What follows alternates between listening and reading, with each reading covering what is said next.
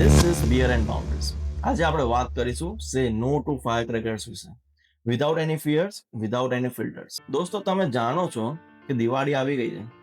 Lights, મીઠાઈ, shopping અને સાથે સાથે સે નો ટુ ફાયરક્રેકર્સ કેમ્પેઇન પણ આવી ગયું. એક સેગમેન્ટ છે આપણી સોસાયટીમાં જે દિવાળીને ઇકો ફ્રેન્ડલી બનાવવાના ચક્કરમાં ફેસ્ટિવલ ઓફ લાઇટ્સ થી લઈને ફેસ્ટિવલ ઓફ ડિપ્રેશનમાં ધકેલી રહી છે. હું પણ માનું છું કે ફટાકડાથી પોલ્યુશન થાય છે, પણ કેટલું? એક રિપોર્ટ પ્રમાણે દિવાળીના ફાયરવર્ક્સથી જે પોલ્યુશન થાય છે એ આખા વર્ષમાં ટોટલ 1% થી બી ઓછું છે. બાકીના 99% નું શું?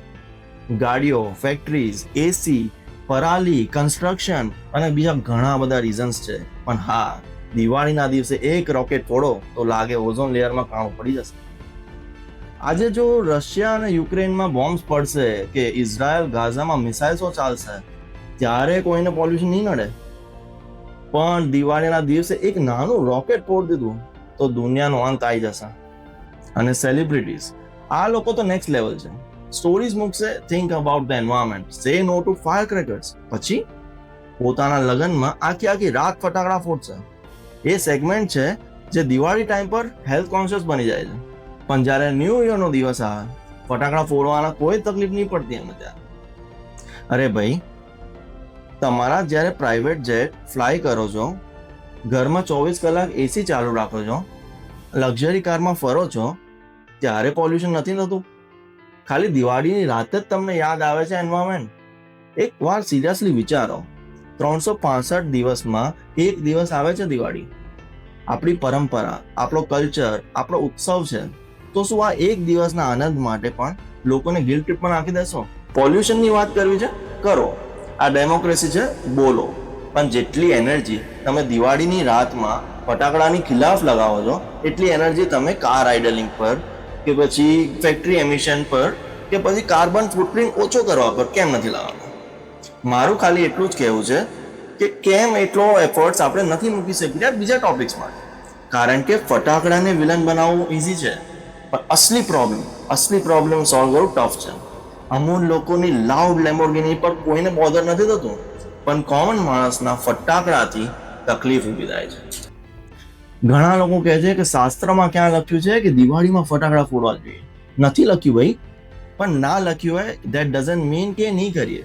શાસ્ત્રમાં તો એ બી નથી લખ્યું કે નેટફ્લિક્સ જોવું જોઈએ, પણ આપણે બધા જોઈએ છે. વર્ષોથી લોકો માનતા આવ્યા છે.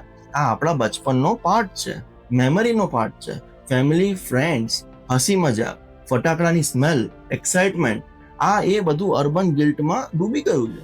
એટલું કે ખુશી સેલિબ્રેટ કરવા માટે બી પરમિશન લેવી પડે. આ બધી વાતોની બહાર આવીને આપણે વિચારીએ તો ખબર પડે કે ફટાકડાથી કેટલા લોકોનું જીવન કનેક્ટેડ છે. તમિલનાડુનો એક જિલ્લો છે શિવાકાશી, જ્યાં લોકો હજારોની સંખ્યામાં ફટાકડા બનાવે છે.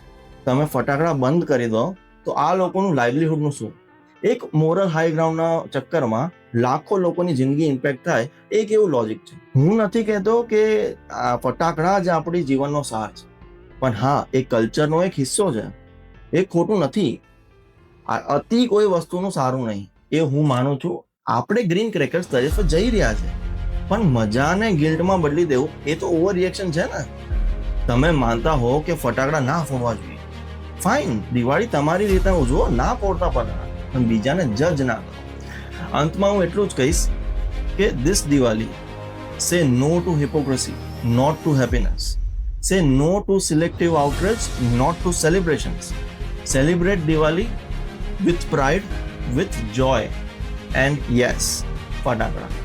હું મિત, આ હતું એક ઓપન લેટર, એક રિમાઇન્ડર કે આપણે મોડર્ન બનીએ પણ આપણા રૂટ્સ ના ભૂલીએ.